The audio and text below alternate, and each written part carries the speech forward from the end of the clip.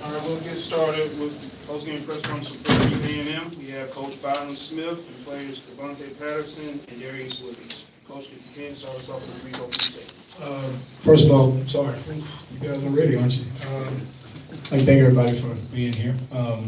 Obviously, it's an exciting time for us. A hard-fought win against Grambling. It just probably gave me a heart attack out there. Just that last minute, looked like it took about 30 minutes. But again, you know, we were able to get the victory. Did some good things. Did some things better in the second half than did in the first half. So really excited right now, and just looking forward to seeing what we're gonna have in the championship game tomorrow. All right, at this time, we'll open the floor for questions from the media. Coach, what were some of the things you talked to your basketball team about at the half to keep them composed to finish strong? You know, what we really wanted to do, the game plan obviously is try to neutralize IDCF, which is very difficult to do. It's one of the quickest point guards in the country. I thought we did a decent job of keeping him from scoring so much, but he still was able to break down our defense and create scoring opportunities for his teammates. So what we talked about is at halftime was that we had to do an even better job in the second half of neutralizing him, trying to keep him out of the paint. And I thought we did that. I don't think we rebounded as well as we probably needed to in the first half. And the things that we always talk about, Larry, is that we want to take care of the basketball, we want to defend the basketball, and we want to finish defensive possessions with rebounds. And I thought we were a better team in the second half. We're really focused in those areas, and we were able to get it done. Coach, Charles Bishop, Dr. Bills, inside the HBCU Sports Lab. You guys shot 46 free throws tonight. Was that a matter of you guys just being more aggressive, or talk a little bit about just getting in the lane and getting to the free throw line? I had a talk with God last night, and I said, God, you know, you said you're fair, and all season long, we've been on the bottom end of shooting those free throws. So come on, God, show us that you're fair like you say you are. So, no, seriously, being aggressive. We like to drive the ball. You know, we don't have the best shooters. The best shooter on the team is in a blue suit. In a blue shirt and a tie. You're looking at him right now. I got to do a better job of recruiting shooters. I'm the best shooter in the gym, bar none.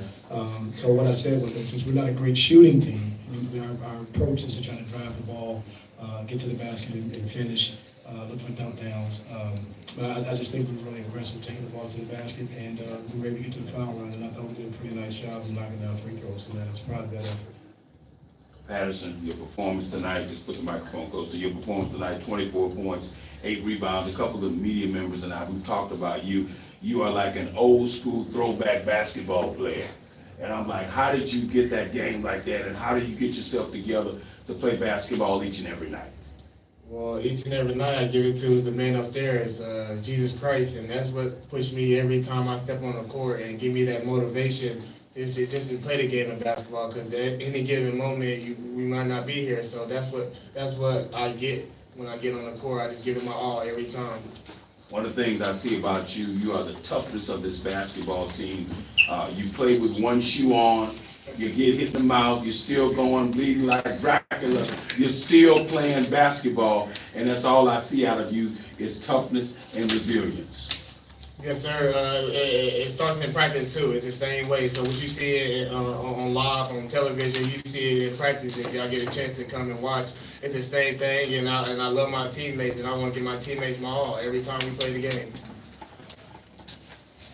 Darius, big game for you tonight. The execution of 20 minutes of play, 16 points. What were your thoughts the second half of that basketball game? What was going through your mind when you started getting working for yourself?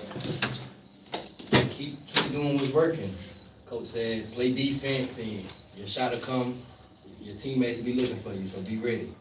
I saw numerous times where you looked over Byron Smith and things weren't kind of going your way. You looked over there, he gave you that index finger, and you said, okay, so that's his way of saying what? Let's get back on the right track? Yes, sir, let's get it going. He's telling me, keep going, don't never quit.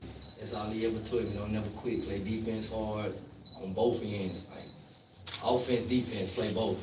And that's what I did tonight. How did it feel to win that regular season? How did it make you feel? To get the gorilla off your back? How did it make you feel? It was amazing. Like, I don't even know what to say right now, but what we did was history. Tell them what they call us. I don't know. But this man right here, he did it all for us. So much. He did so much for us. He make us work every day. Like we work. That's all we do is work. Run, work. Free throws, work. We do it every day. Every day. Every day. Dr. Cavill's inside the HBCU Sports Lab. It's hard to follow Chatterbox, as you know, but I'll do my best.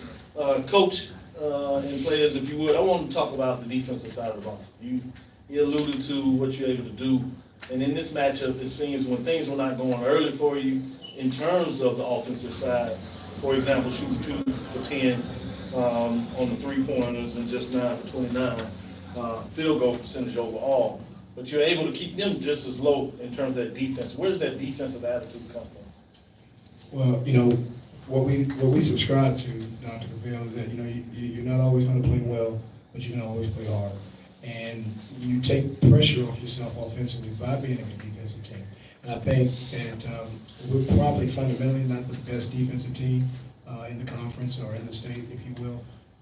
But I think our effort would lead one to believe that we're pretty close. If we're going to fail, we fail fast. But defense, like they say, it's very cliche. You know, offense wins games, defense wins championships. That's what they always say. It took me a long time to figure that out because I was all offense starting to build when I played. Larry will tell you that. Yeah, that's probably why I didn't win any championships as a player. But hopefully now I can kind of flip the script, maybe get one as a coach. I'm sure Coach Pettaway probably knows where I'm coming from with that. But you know what? That's just the effort. You know, and then these guys. It's like Devontae said, you know, our practices, man, it's like training for you. You get ready to go fight ISIS, you know, if you will. I mean, it's unbelievable the stuff that they do, and they beat up on each other, and they compete, and they die for loose balls. I mean, it's unbelievable. I've never been associated with a team that practices as hard as these guys. And we told them, when we recruited them, that this is what we wanted to be like, you know, and they listen, and they get after it every day. So with the game, sometimes it's never easy. But sometimes the games are easier than our practices. So we're going to rev it up. We got to do a better job against the next 2 teams that we're going to play, or whoever we're going to play the next 2, because they're good offensive teams and they can score. But every night that we step out there, that's what we want to do. Our signature is going to be defense, as long as I'm the captain of the ship.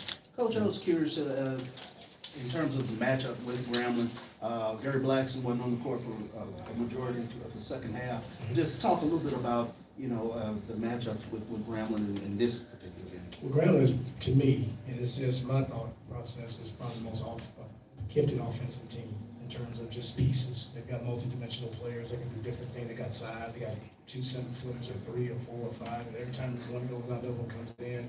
I just want one. They've got about 5. But they've got guys that can do things. You know, like I said, Ivy Smith is really difficult. But Dallas Pope is a Paul George type. I'm not saying he's that good, but he kind of resembles him in terms of he can shoot the basketball, he can drive the basketball. Anthony Gaston, you know, is a mid-sized player, but plays bigger than his size. Mapoyo is a stretch 4 or 5. I mean, the list goes on and on. And they're very, very gifted offensively, and they're a tough matchup. Blackston, you know, to be honest with you, he had a little bit of a meltdown today. You know, I think, you know. I think we said we're having McDonald's for post-game, and he wanted Burger King, and he just got mad. And we just had to sit him down a little bit, man, and just kind of get him there. You know, the good thing about it, he was there late. He got him back to the game. Obviously, for the past 2 years, he's been one of our better players, if not our best player. Had to go in a different direction today, but he was able to step up and finish the game for us. But my hat goes off to Coach Jackson and Grambling. He's a phenomenal coach, does a great job preparing his team. And any team could have won that game today, but they're really good. And when I'm not playing against them, I'm not watching them play. Coach Jack, go ahead, Coach. Van Pettaway, SWAC Digital Network. Coach Smith, during every championship run, there's a point in the season that sends you on that way, on that route. What was the point? I can tell you right now, it's December 20th. It was before conference, if you will. We had played Seattle. We went out there and we got our head handed to us pretty good, coach, to be honest with you. And we had a D&M, not direct message, but a deep and meaningful conversation after the game. And some players aired their grievances, their differences, and I gave them my 2 cents. And actually, it was about 50 cents. They gave their 2 cents. I gave my 50 cents. But it was just one of those times that after that, we said, you know what, we can either sink or swim. And we came back after the break. Got a win against Houston-Tillotson. That kind of gave us a little bit of momentum, and we went into the conference play thinking that we could be one of the better teams. So I would say the game in Seattle, December 20th, was kind of a turning point. We lost probably about 30 points, but some things needed to be said, and we're all grown men, and they said it in the correct form and fashion. They were frustrated about some things. They didn't think I was coaching the way that they needed me to coach and be the coach, that I was too difficult and too hard. I mean, go figure, players, they never complained about the coach or anything like this. I was really shocked that they thought I was doing a bad job. But they were always respectful.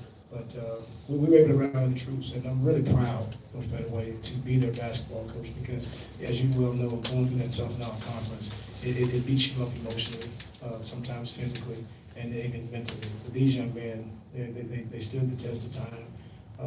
Tough times don't last, tough people do. And I'm just really proud that they didn't give in, and that was a turning point to answer your question. They do all that. Dr. Cavill, inside HBCU Sports. Dr. Cavill, I want to ask the question to Patterson and Williams in regards to the versatility in your game.